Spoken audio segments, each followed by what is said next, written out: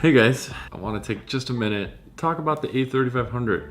It's been 2 years now since we've had this machine. It's been on our counter every day for the last 2 years.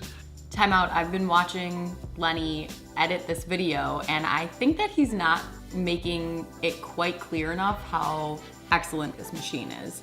So first of all, we've had it for 2 years, he said that. That means we have used it conservatively like 700-ish times. That means we've made cashew queso, detox salad, peanut butter, acai bowls, green juice, caramel, ice cream, tomato soup, artichoke dip. What else have we made? Salsa. We make our batters, so banana bread. At this point, I could honestly say like we can't live without our Vitamix. Any Vitamix would do for our lifestyle. Any Vitamix makes hot soups, nut butters, frozen desserts, dressings, all of that. We could definitely get away with any other Vitamix on our counter. But this one has all the bells and whistles, and that's kind of what we love about it. I really like that it's the quietest model. We use it many times a day, and so that makes a difference. And it looks awesome in our kitchen. And I'd really miss the timer. I watch that timer, I set that timer. It helps me multitask in the kitchen. And then the 8 ounce, I didn't think I was gonna use it that much, but we really do. I use all of my dressings I make in there. Otherwise you end up having to make quite a bit of dressing. Balsamic vinaigrette, our Caesar, our ranch dressing, all in the 8 ounce. I made all of our baby food for our kid in there. I steamed a bunch of veggies and used the 8 ounce because I wasn't sure if he was gonna like anything, so I wanted to make a small amount. And then also we make our peanut sauce in there for our spring rolls, and that is an awesome use of that 8 ounce container. So I'm gonna make Lenny add this to his video because I don't feel like he was excited enough about the A3500, and I am, and I'm really the one that uses it the most in the kitchen. Here's what I know.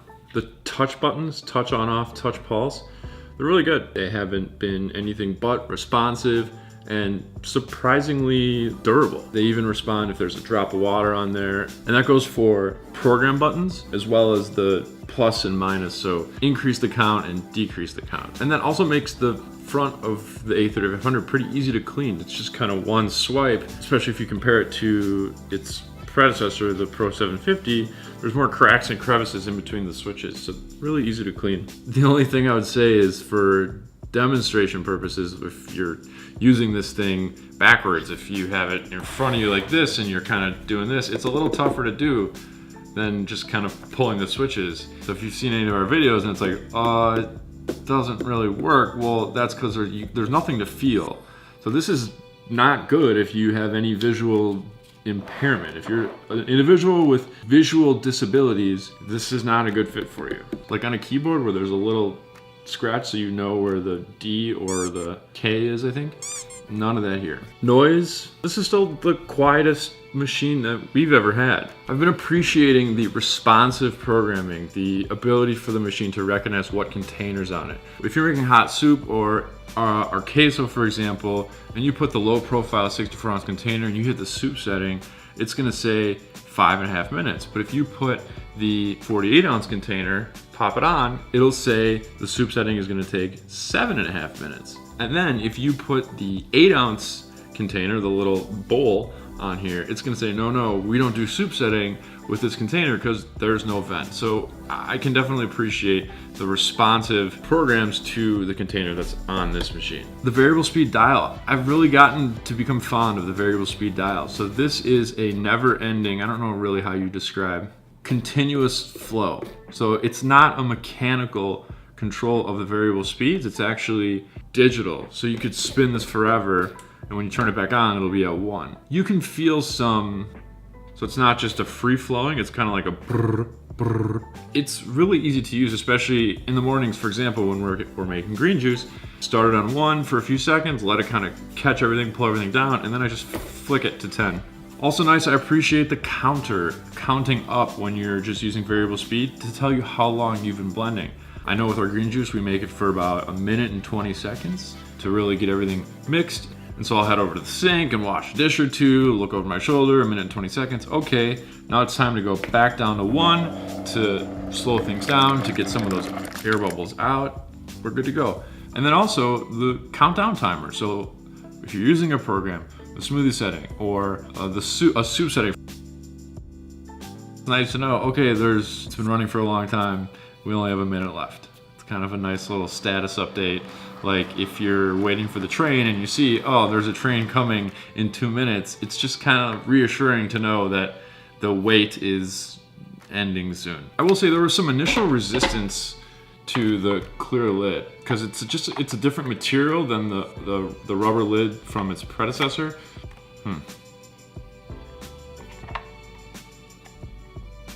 Ooh.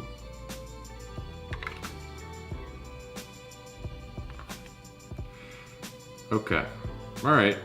So we should talk about this. The clear lid is a little trickier to clean. It's a little more rigid, and then also there's this rubber kind of seal around it, and you kind of have to take it off to get some of the schmutz off of it. Can you see? That's a thing. I did not realize that stuff kind of builds up in there.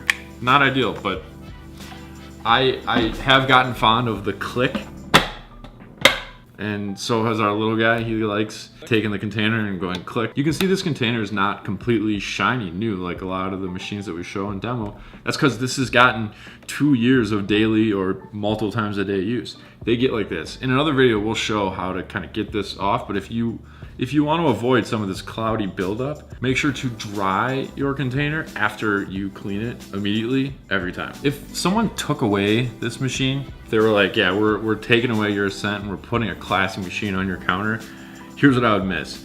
I would miss the dial. I would miss the ability to use the 8-ounce container. I would miss the click of the lid. I would miss the look. I would miss the timer, the digital up, the digital down. I would miss the full integration with the Perfect Blend scale and app. Oh, and this is what I would miss about the container.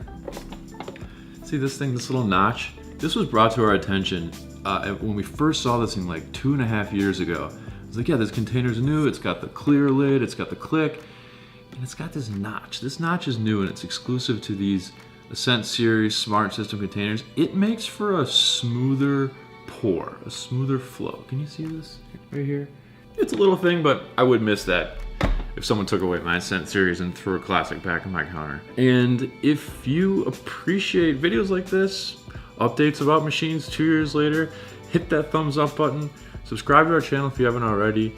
Thank you so much for watching, and we will see you in the next one. Hopefully, goodbye.